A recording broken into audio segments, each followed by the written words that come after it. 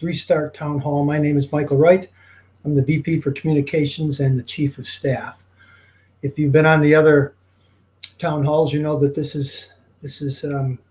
the format is very similar. We're going to have the president, the host of the show, introduce the subjects, and then we will have subcommittee members, chairs, give brief updates. Some key subcommittee chairs give brief updates. This town hall is focused mostly on the fall semester and the restart, and it is primarily for students, but we've invited faculty and staff to join us as well. So without further ado, I will introduce President M. Roy Wilson. Thank you, Michael. Well, welcome everyone.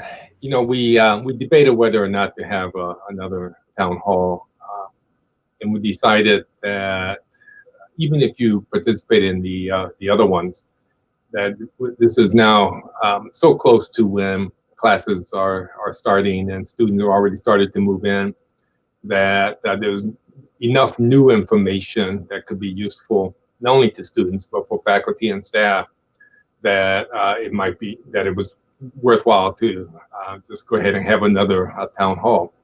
Also allows you to ask whatever questions you might have that might be on your mind. So let me just first of all mention that students have started to move in, and Jacqueline and I, we usually take a walk in the late afternoon with our dog Quincy, and it's been great seeing students and their parents moving into the residence halls and have a chance to chat, socially distance, of course, and I've been so gratified that everyone seems to be taking their responsibilities seriously and are wearing masks and are trying to socially distance, and so really much appreciate that. We've worked hard over the past several months to get ready for now. We think that we are ready. We think we've got a good plan moving forward. And in terms of classes, about 8% will be in person. The rest will be online or hybrid, or actually it's hybrid and in person is about 8%. We do have a lot of individually arranged classes also, and a certain percentage of those will also be in person. But the in-person classes are mainly going to be those in the health professional schools, laboratories, particularly those that require our shared instrumentation, and some of our performance classes that are just more difficult to do online, and it's just better in person. We think that combination allows the best experience for our students while still being as safe as possible. Now, one thing that we are going to do, which I don't think other universities are doing, and the provost will talk about that, is that we have thought about what are going to be the triggers that will make us change our mind and move to a different phase, whether it's closing down parts of the campus or closing down the entire campus. And so we will have those published so that there's no mistake about what we're going to be watching and when we're going to take action, so that we're not debating it if certain milestones are reached that we think are dangerous. And the provost will talk more about that in a second. I do just want to also mention that last week, I think it was last week, I sent a note out to all the students about some parameters that we were using for social gathering, and I mentioned that no more than 10 indoors and no more than 50 outdoors, and even with that, social distancing and masks are required. After further reflection, seeing what was going on nationally with some other universities, and reflecting on it more, we've made some modifications, and so we still will not be allowing more than 10 indoors in terms of social gatherings, but we've switched from 50 to 20 outdoors. I really don't think there's a need for gatherings greater than 20 at any time. And obviously, if If things change, circumstances change, we'll revisit that. But at this point right now, I just call your attention to the fact that we did modify something from the letter that I had sent you previously. I think it was last week. We have a number of people who are going to be presenting today. We'll keep it somewhat short so that you have plenty of time for your questions. First up will be the Provost, Lori Clabo. We'll follow that with Tim Michael, who's going to talk about housing. David Strauss, our Dean of Students, will talk about some student issues. Rob Davenport will talk about facilities. And Darren Hubbard, our Chief Information Officer, will talk about IT issues. We also have Darren Ellis who's chairing the academic subcommittee. They're the ones that went through in a painstaking way to look at every course to decide which courses had to be on campus and which ones could be done online. He's available to answer any questions, as well as Rob Fournier of athletics, if you have any athletics related questions. So with that, I'm going to ask the Provost, Lori Clabo, to take it from here, and she's the head of the Public Health Subcommittee of Restart. Lori? Thanks, President Wilson. And good afternoon, everyone. I usually begin these by giving you a quick status update on the pandemic in Michigan. And this feels to me like the first time in a while I've had good news to share. The number of new cases per day in the state is continuing to decline. As you know, we saw our lowest level of activity in June, and starting the 1st of July, we continued to see an increase in the number of new cases in the state. And for the past 30 days, we have now seen every 10-day rolling average a little bit lower. So in the past 10 days, the average number of new cases per day in the state is down to 648 cases a day. And in the 10 days prior to that, it was 729. So far fewer cases per day occurring in the state. That's good news. The positivity rate, or the percentage of people who are tested who test positive in the state, is again a good indicator. It is at 3.2%. The city of Detroit itself is down to 2.5%. And on campus this week, we've had a major testing initiative. As residents are moving into campus housing, we are testing every resident prior to move-in. So Monday, Tuesday, and Wednesday of this week, we have tested a total of 670 potential campus residents, and 6 of those 670 tested positive. That's a positivity rate of 0.9%, and that is wonderful news. But as President Wilson said, we've seen from the experience in other universities how quickly this can change.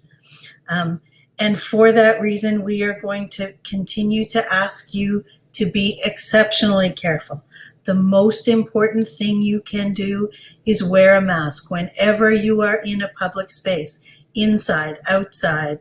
Please, please wear a mask that covers your mouth, your nose. Don't wear a vented mask. Wear a mask that is provided, or a cloth mask of any sort, non-vented, covers mouth and nose.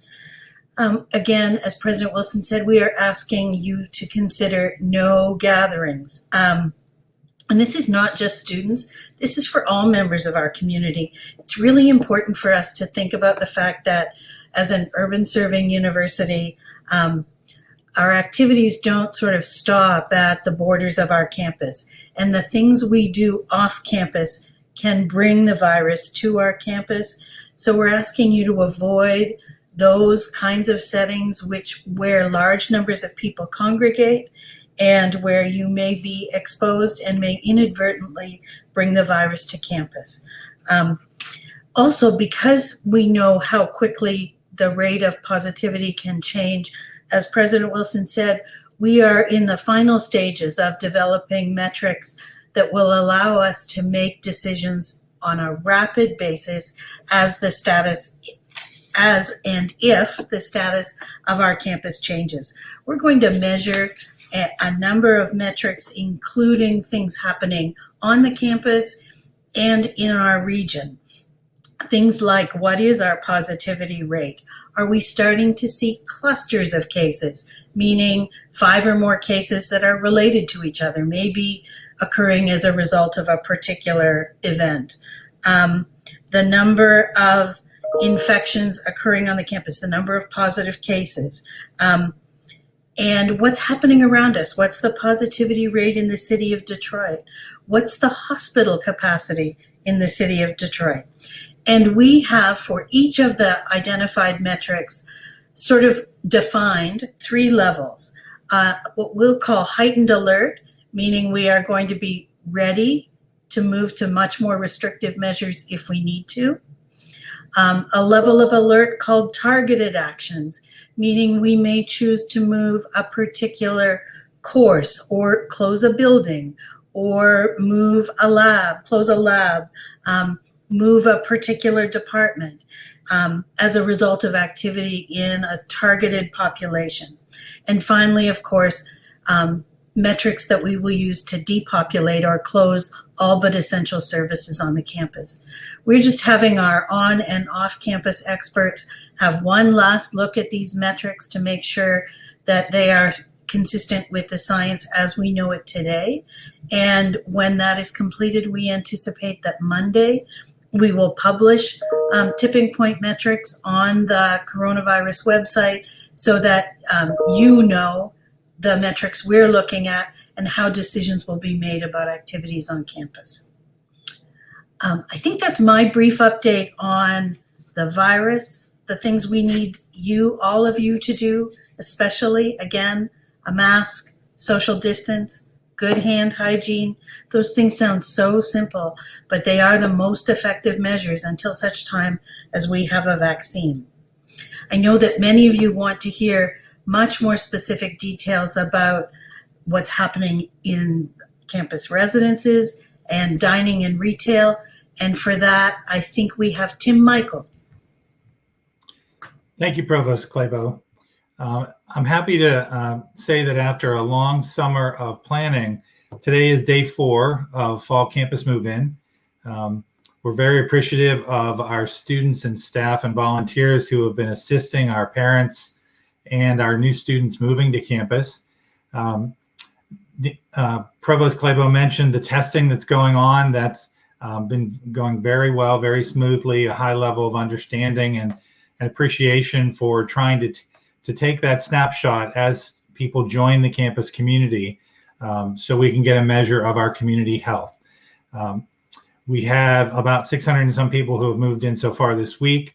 Over 400 students who were with us this summer and who were tested at the end of July have also stayed with us. So as of today, we have about 1,000 students on campus in their rooms.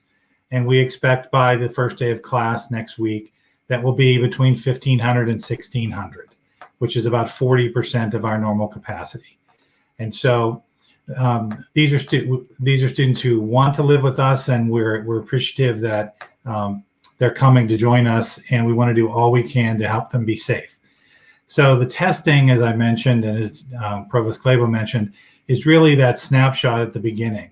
But what is going to be so much more important are all of the things that we do every day to help protect ourselves and protect those around us. This is really a community effort and will be as successful as we all are, our residents and our staff, in understanding what our responsibilities are and in meeting those on a daily basis. And so you will see in housing that we've put up lots of reminders, lots of messages, lots of directions to remind you about, again, the list: physical distancing, wearing face masks, doing your daily screener. So you, at the start of each day, we have an understanding of how you're feeling for the day.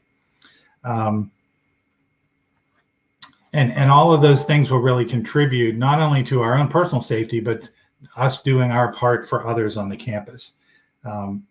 So I just appreciate that folks are coming, and that by coming onto campus, they're agreeing to do everyone to do our part to help with that. All of these daily activities that we've talked about for housing will also apply in our Towers Cafe, our dining facilities, in the Student Center food court, and in all of our retail locations that are opening on campus. Next week, there will be an email coming out for the campus community detailing hours of operation and which units are open and how you can engage with them. So please look forward to that. I guess I would say in closing, thanks in advance for being vigilant again about all of these common sense daily things that we all need to be doing to have a successful fall semester, and to know that we're going to need to remain flexible. As Provost Clabo mentioned, as things evolve and circumstances change, we may need to ask you to continue to be flexible and follow new guidance as it becomes available. So I've just asked everyone to think each day, and we've got even stickers on the inside of your student room doors to remind you as you leave your room for the day about our responsibility to care for ourselves and for each other while we live together on campus.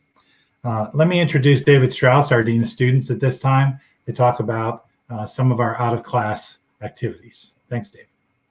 Thanks very much, Tim, and congratulations on successful move-in. That is fantastic. Good afternoon, everyone. I hope that all of you are warrior safe and warrior strong. I'm really excited for the academic year to begin, and for some of you that already has begun, for those of you in our professional programs, I hope that you are off to a great start. Students, you're the best. I got to tell you, it was so great seeing so many of you at our swag bag pickups in the community yesterday, seeing you on Zoom and on Teams, interacting with you via phone and email. I know I speak for all of my colleagues that we've enjoyed engaging with you throughout the summer. And even though we are virtual, the Wayne State community continues to thrive for your success.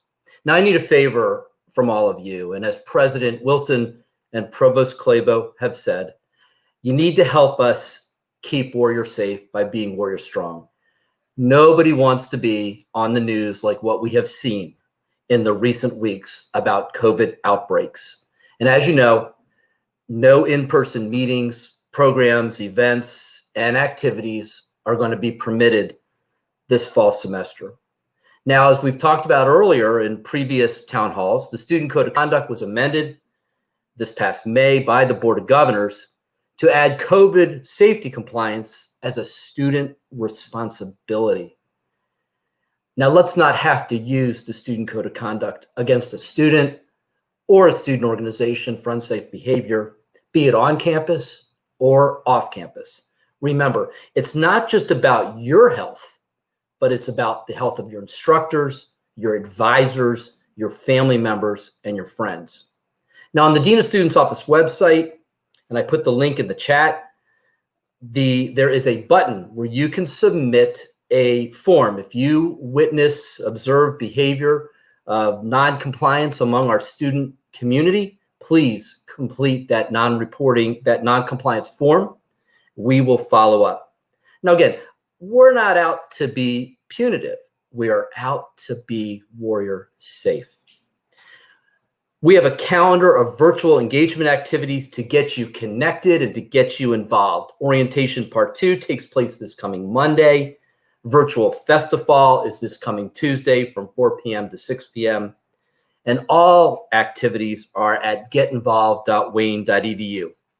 And be sure to regularly go to success.wayne.edu, where you will get the valuable information that you need to support your classroom success. We're going to be continuing to distribute the Warrior Safe swag bags this coming Tuesday from 10 to 4 at the W Food Pantry while supplies last. And our Warrior Safe is Warrior Strong student ambassadors will be out and about on campus the first 2 weeks of the semester, distributing Warrior face masks. They're really nice and they're comfortable. And also we'll be distributing lanyards and one card holders. You're going to need your one card everywhere. Student center, libraries, residence halls. So grab yourself a lanyard, keep it on you. The second, after the first 2 weeks of the semester, you'll be seeing our Warrior ambassadors going out and about thanking people for wearing their masks and maintaining social distancing. And we've got some fun prizes to keep it going. The W Food Pantry is going to be open every day Monday through Friday from 10 a.m. to 4 p.m. to assist those in need of food support, hygiene product support, and technology resources. And all of those details can be found on the Dean of Students Office website. And be sure to read the weekly Get Involved email. It's in your inbox every Sunday to all students, faculty, and staff.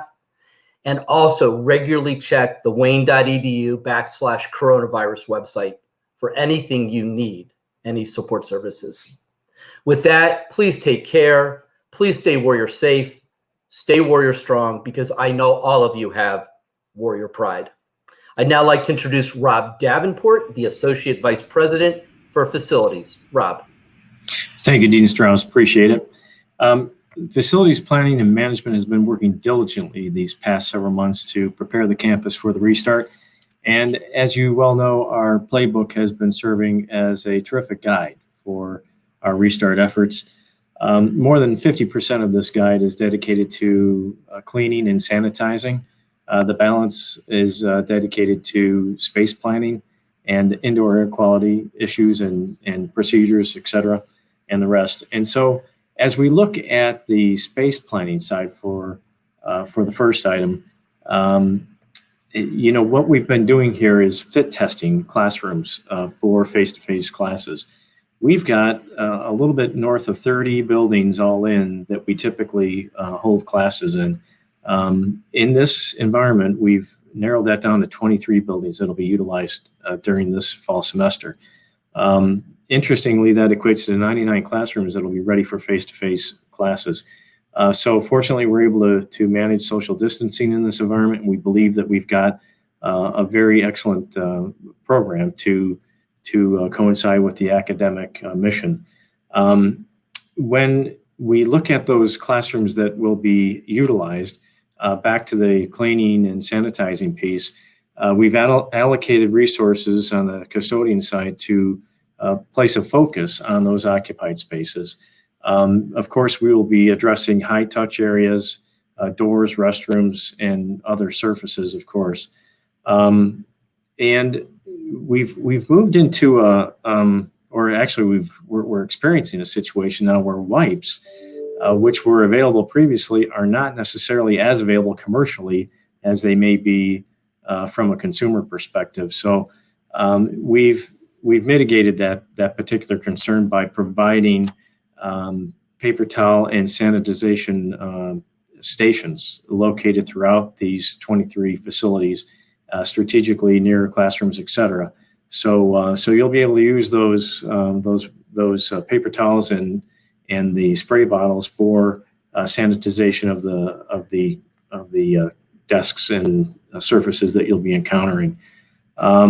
Also, nanoseptic wipes are available and placed on the doorways, the door handles, the panic bars, and the elevator buttons in elevators. We also have a plan for post confirmed cases and what to do in that particular situation. This is where the electrostatic fogging machine comes into play. So we've got that available and on the ready. And in fact, we've got several of those units scattered about the campus to address that issue should it come up. Custodians have all been trained on all of these matters. And so we feel very ready and very, very prepared to provide a safe environment for everybody on campus. Indoor air quality issues are also addressed. I'll be brief here, but suffice to say, this is about more fresh air, more air exchanges, increased filtration media, and then cleaning those supply diffusers.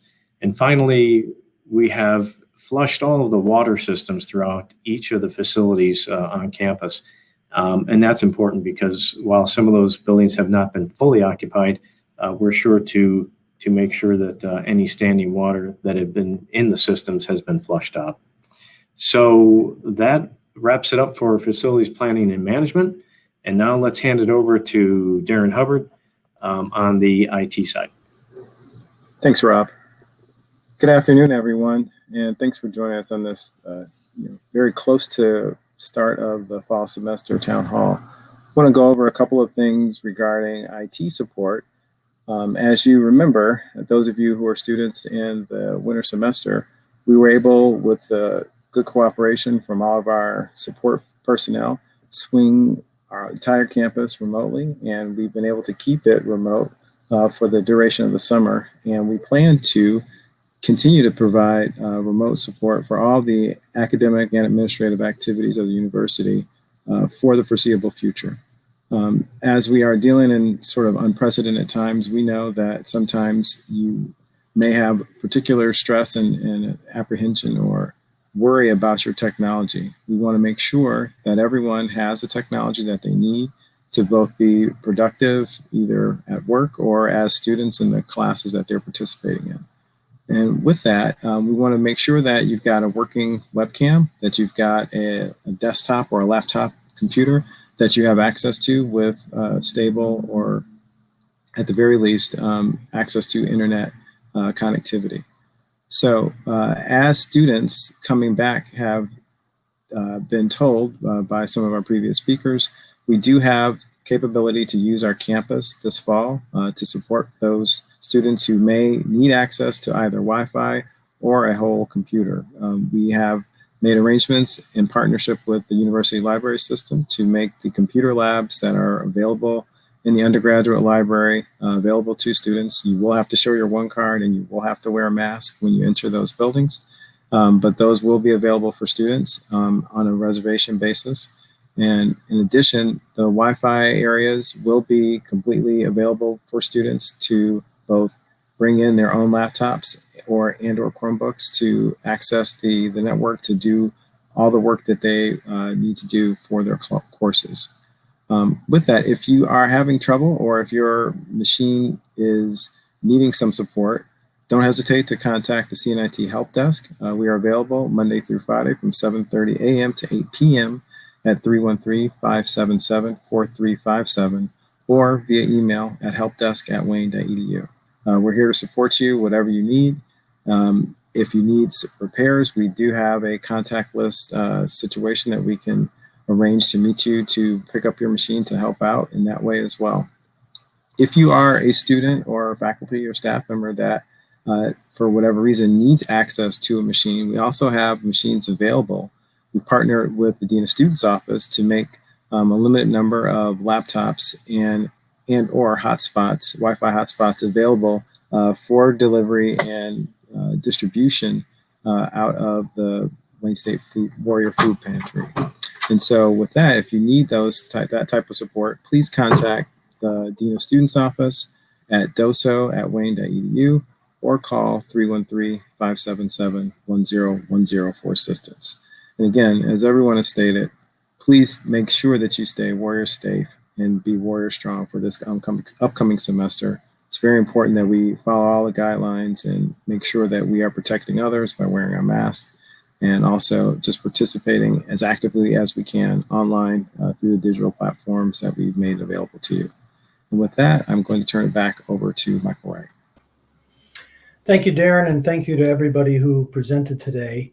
And maybe a special shout out to Darren, because this will be his last time on one of these calls, as Darren's moving to another university, and we're going to miss him greatly. Done a heck of a job. Thank you, Darren. We've got a lot of questions. Some of them have been touched on throughout the presentations, but I think it's important that we maybe reinforce some of the things. So I'd first like to bring up Provost Claybo and David Strauss, please. And this question, maybe you first, Provost. How will we be sure that people follow the safety guidelines? So there are a number of things that we can do to make sure that folks are doing the appropriate things. So first, our Campus Daily Screener. Anyone can ask for someone to show their Campus Daily Screener at any time on our campus. And speaking of the great job our IT folks have done in the last couple of days, the screener barcode has been revised. It's really nice and clear with the date, and green if you're able to be on campus on that day, and red if you're not. David will talk a little bit about student ambassadors, I'm sure, but there will be people in buildings who can help folks who have forgotten a mask or their mask has slipped, and to do some sort of peer coaching and reminding that these are our expectations. I know Dean Strauss is going to talk about what happens when students violate the code of conduct, but I would also say for our faculty and staff, we need to have a look at the HR Restart Manual, which makes compliance with our COVID-related safety activities a part of all of our expectations, and that folks who don't follow those are subject to the normal disciplinary process. David, did you have anything to add? Yeah, thanks, everybody. So as Provost Clabo said, we will have ample masks available. So please, if for some reason you forget one, we will have them at the information desk in the student center. They'll have them at the libraries, offsite buildings, etc. So there'll be plenty of day use masks available if you forget one. In addition, Warrior Safe as Warrior Strong ambassadors will be out and about on the campus throughout the semester, always having PPE available to give to you if you need a face mask. So we'll have plenty around for you. Student code of conduct is there if we find a student who is not complying with our rules. We need to keep safe. Instructors will ask you to please put on your mask. If you do not put on your mask in the classroom, the instructor is going to ask you to leave, and they have the full authority to do that. But let's not, and if you don't comply, they're going to let us know, and we're going to intervene immediately, which could include a temporary suspension from the university. We don't want to do that. I don't think we're going to have to, but it's there because we want to keep everybody safe. I did mention in the chat about our non-compliance form. Please submit it. Again, it's not to be punitive, it's to keep us safe. Thank you, David. For this next question, if Provost Clabo, you could stay on, and maybe we'll bring Tim Michael in as well. What happens if somebody gets COVID? So, and will we report it? Absolutely. Good question. So what happens when someone either presents with a positive COVID test or symptoms that make us believe that someone is likely positive? This begins obviously with the Campus Daily Screener and a contact with the staff of the Campus Health Center. And when CHC identifies someone as being positive, there are a number of steps that are put into place. The first is all of our providers at the Campus Health Center are certified contact tracers, and they begin a contact tracing process, meaning they speak to the individual and they walk through for the prior 48 hours all of their significant contacts. Anyone they have had significant contact with, they walk through your day. It's a very systematic process. Once they identify significant contacts, each of those people are contacted individually by our nurse practitioner staff at the Campus Health Center, and they are asked to quarantine for 14 days to monitor their symptoms.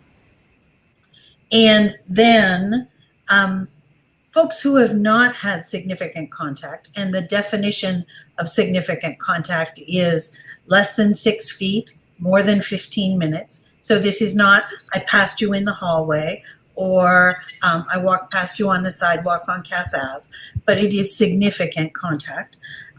Folks who have not had significant contact, but may have been in the same building or in the same classroom, will receive what is sort of a group email reminding you that you may have been exposed and asking you to watch yourself over the course of the next 10 days for the appearance of any symptoms, and to notify the Campus Health Center if those arise.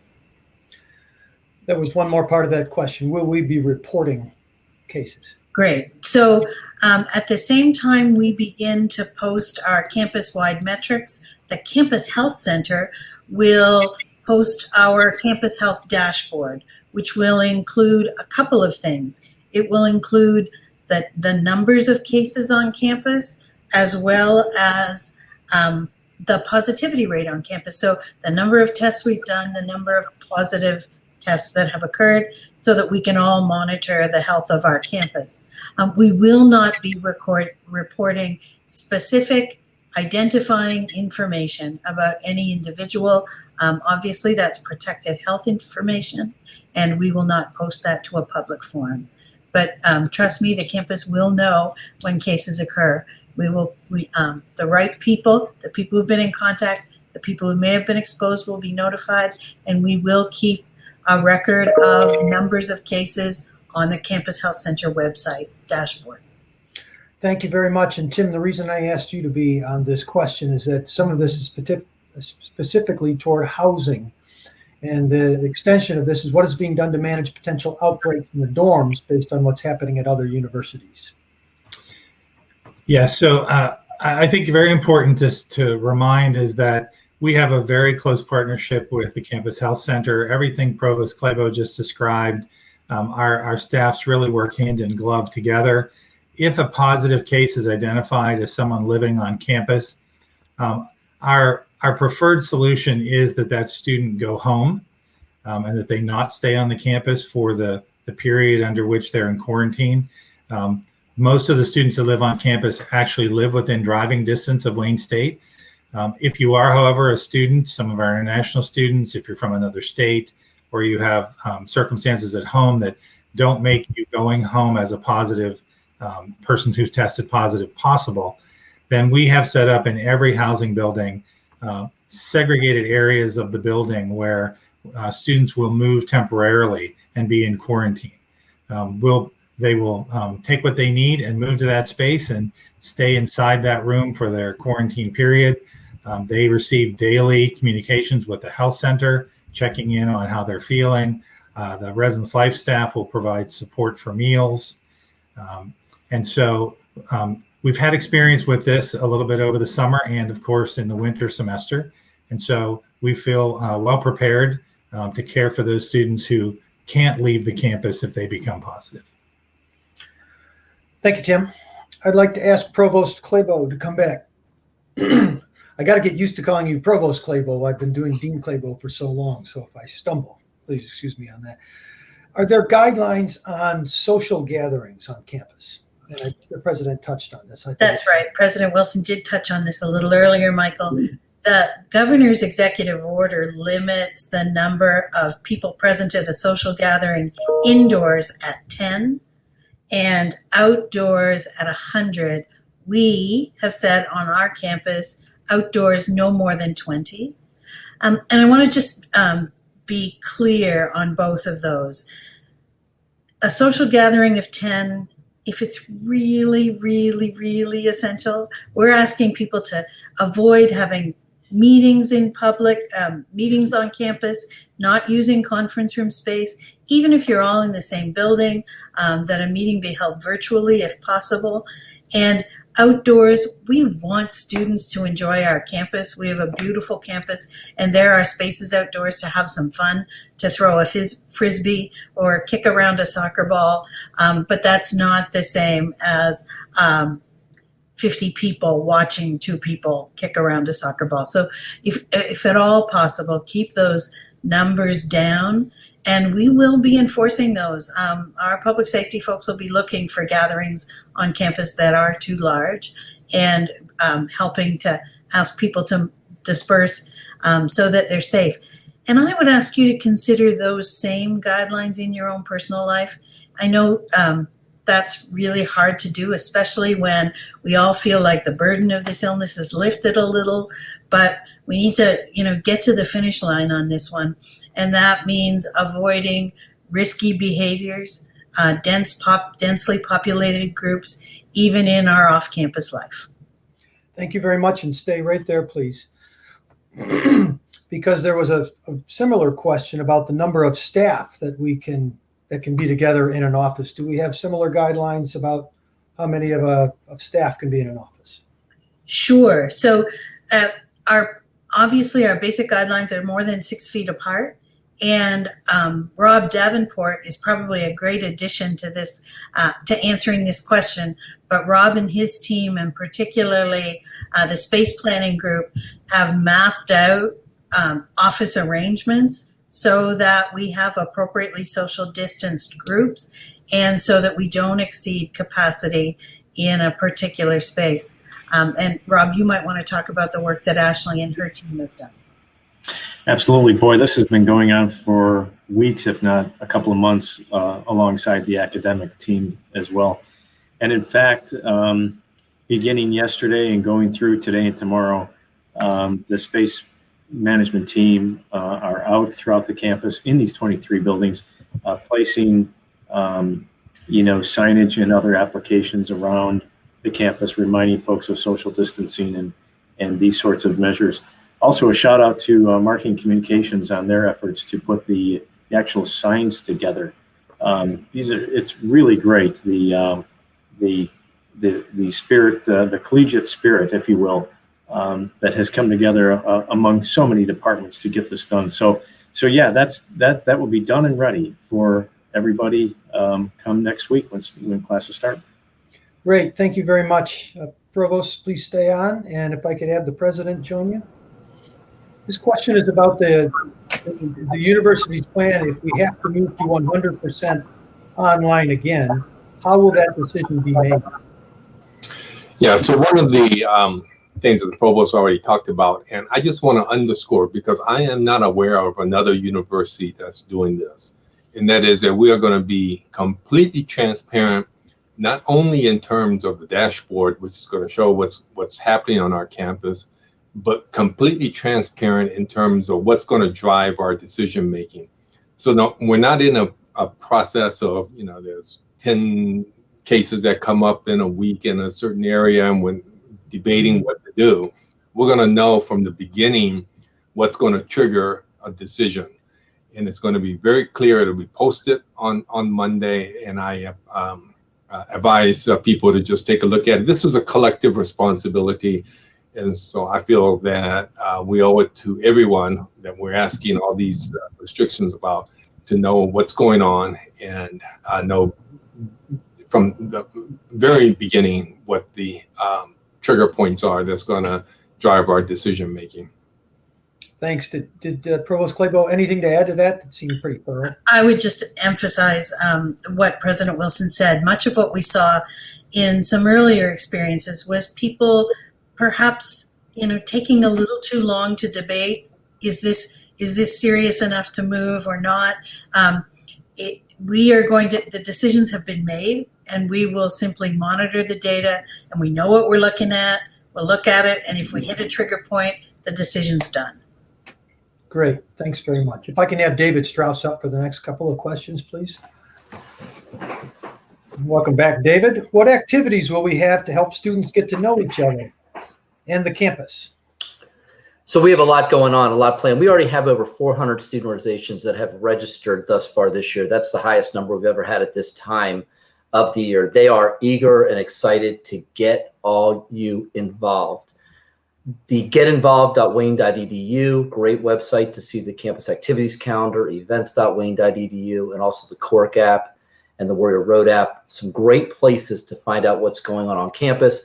Make sure you attend the virtual festival next Tuesday.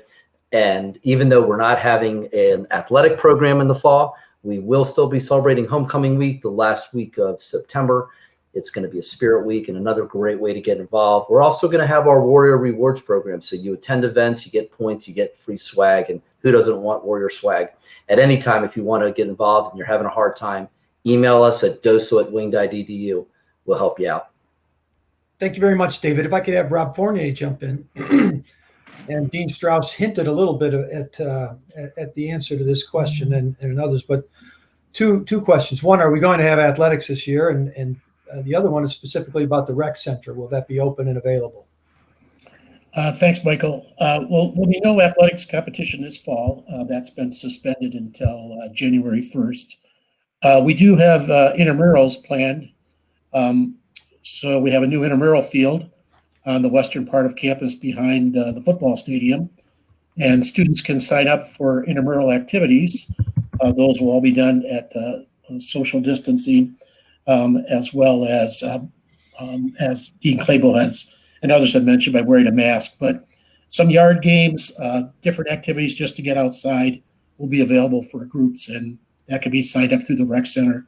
Of course, we have a full slate of esports, and students can also sign up through the Mort Harris Rec Center for that as well. Thank you very much, Rob. If I could have Darren Ellis, Associate Provost, please join us for these next questions.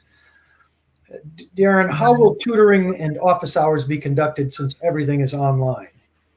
Well, I think that the thing to remember about that sort of thing is that we really want to keep campus de-densified to the greatest extent possible. And so all these activities, if they can be done remotely, they should be done remotely. We do have numerous tools.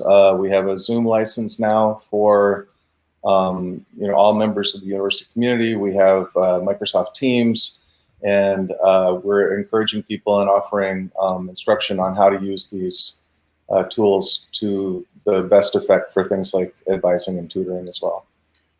Great. I'm going to keep you on for just a little bit. How will finals work, online or in person?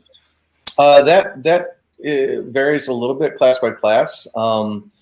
So for in-person classes, students should expect to have an in-person final. For online classes, the finals are largely going to be online as well. If you are in a hybrid class that has an exam meeting type that you can see on your class schedule, then you should expect to have your class online but your exam in person. And that is all, of course, subject to our current situation. As Provost Claybo mentioned, we're going to be watching the public health situation very carefully, and we'll make sure that everything's safe, even if it's in person. Great, Darren. There are a few questions on research, if I can just hold on to for just a little bit. Overall, how does the university plan to move forward with respect to research? I did have the opportunity to discuss this with our Vice President for Research, Steve Lanier, a couple of weeks ago, especially with regard to the interrelationship between faculty research and scholarly pursuits, and our students and the role that research, scholarship, and creative pursuits play in their education. And the Research Restart Committee spent a lot of effort working on a rollout plan to make sure that for the things that could only be done in person, there was a safe way to do them. So we do want to welcome students into that ongoing educational process with our faculty. The exact protocols are going to vary widely by individual lab and vary by discipline and things like that. So for students that are interested in getting involved in research, the best place for them to start is with their favorite faculty in their home department.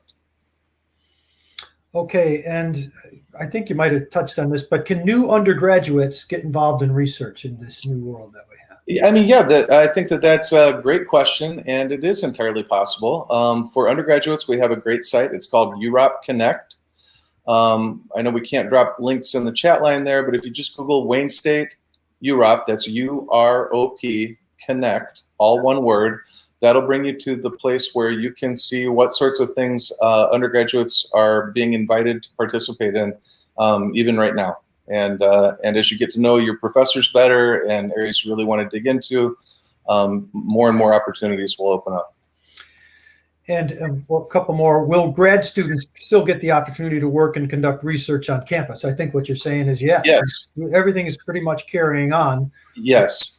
So they're going to be, and like I said, things vary a little bit by discipline and by specific lab, because we have to make sure that we can do things in the labs in a safe way. So that means social distancing, personal protective equipment, and other public health protocols. But given that those things are in the state that we need them to be, there's no blanket ban on undergraduate or graduate research. Okay, great. Thank you very much. If I could have President Wilson back, please. Welcome back. I've got a few questions for you. Have there been any decisions made about a winter 2021 semester? Should we expect that this will be online as well? Yeah. I don't think that this is going to be over in January of 2021. Now, it might be better, but then there's also some people who think it might be worse. Certainly, it'll be in the middle of flu season, so that's a negative. But if the trend keeps going in the direction it's going, it could be better. my guess is that it'll still be predominantly online and remote. What might differ is that the percentage of courses that we're able to provide in person might change a little bit. Darren and his people have been doing a meticulous job of going through each course and making sure that they need to be, they fulfill certain criteria to be on campus. It's possible that they may loosen that criteria a little bit depending on what the situation is, but I would count on them being predominantly online, and the exact percentage of what's taught in person might change, but it be dependent on what the science and public health is at that time. Will there be any change in the timing of semester breaks, Christmas breaks, things like that? Not at this time right now. We are not contemplating that. And there's a question regarding in-person commencement. Will we be able to have in-person commencement in December? No, I don't think December. It's, hopefully we'll be able to, for the spring commencement, because it's going to be in Ford Field, and we'll be able to social distance a lot better than in the Fox Theater. But even that, we'll just have to make that decision when the time comes. But in December, my guess is 99% no. Okay, thanks very much. If I could have Darren Hubbard up, please. Darren, you mentioned, I think, a lot of this, but let's just reinforce it because it's helpful information. How can students without technology access online courses? Can they borrow a laptop? Will the library computer labs be open? Kind of like everything you talked about. Sure. So the library computer labs will be open. You will have to make a reservation. They will be socially distant spacing inside of those facilities as well. And so if you don't have a machine of your own and you don't have access to internet, you can, I believe, call the library to be able to make an appointment to get set up there once they do open. If you do need a machine, and we do have a limited number of laptops and Chromebooks available for distribution to students, you need to contact the Dean of Students office because we are making those, those available via the campus food pantry, and the Dean of Students office is coordinating those deliveries and sort of the handoffs to students. So yeah, those numbers are available on the web. I did mention the DOSO at wayne.edu email address, or 313-577-1010. So those are the numbers to contact. In terms of literally having access to the Wi-Fi, if you already have your machine, but you want to be on campus to study, if you've got one, sort of in-person class and you want to, just get to campus, stay and do your other classes, you'll also be able to use some space in the undergraduate library as well to, have a socially distant space to access the Wi-Fi as conditions warrant. Darren, one specific thing which I think is woven into your answer from before, but this is a freshman asking where they can get help figuring out how to use Canvas because they're not familiar with it. Sure. So if you do need help using Canvas, you can contact the CNIT Help Desk, and that is open from 7:30 to 8. We will have weekend hours as soon as the semester starts, and those will be posted on the website at tech.wayne.edu. The phone number to the help desk is 313-577-4357, or you can send an email to helpdesk@wayne.edu.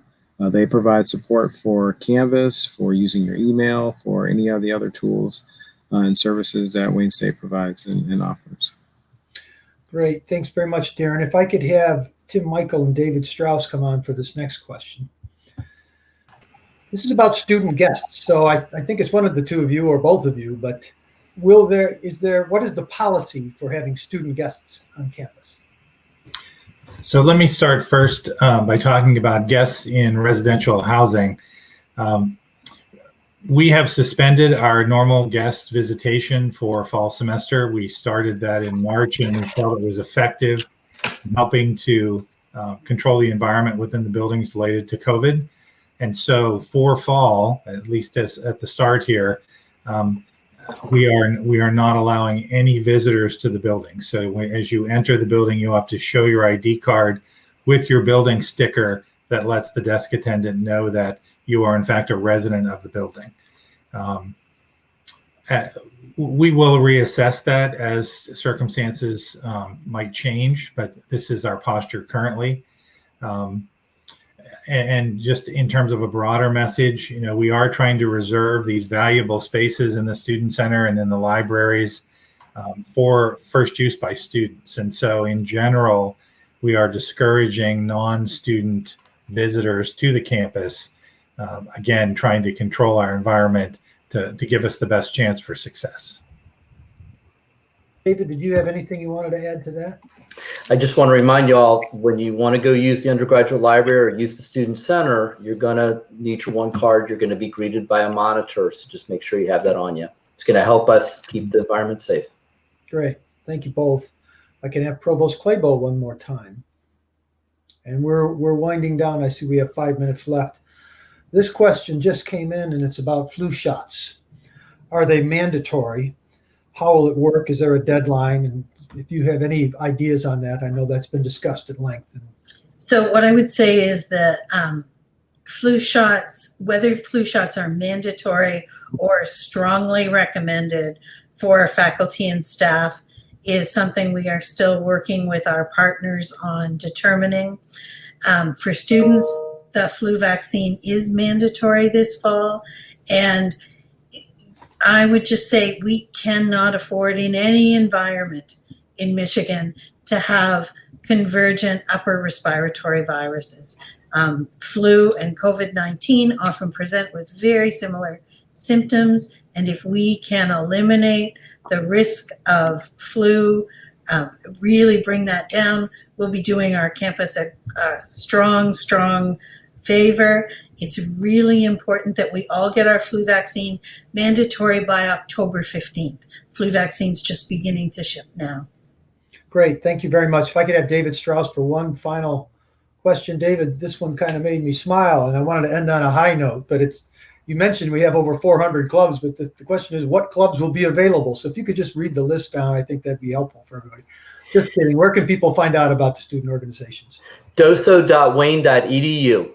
The whole list of organizations is there with contact information, and you can always reach out to us at doso@wayne.edu. Okay, terrific, David. Well, we have gone through all of the questions. If I could have the president rejoin us now. And I don't see Quincy anywhere. Hopefully he's running around. Yeah, I saw in the chat box that some people were asking for him, but he's probably sleeping or eating. That's all he does, sleep and eat, which is why we walk him at least once a day around the campus. I hope this was helpful to everyone.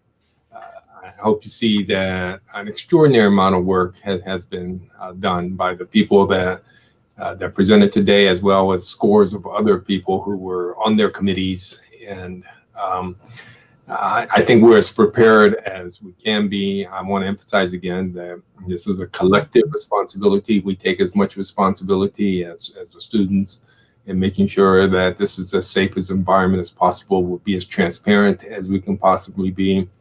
And I have every faith that with everything being done, and everybody considering this as a collective responsibility, that we'll be able to have a great semester, that we won't have to do like some other universities have done and change course. If we have to, we will do so using predetermined criteria, as I mentioned. But I have every faith that everybody's going to do what they have to do, and we'll have a great semester. So thank you very much for joining. Great closing words. Okay, that ends the town hall. Thank you, everybody, for joining us.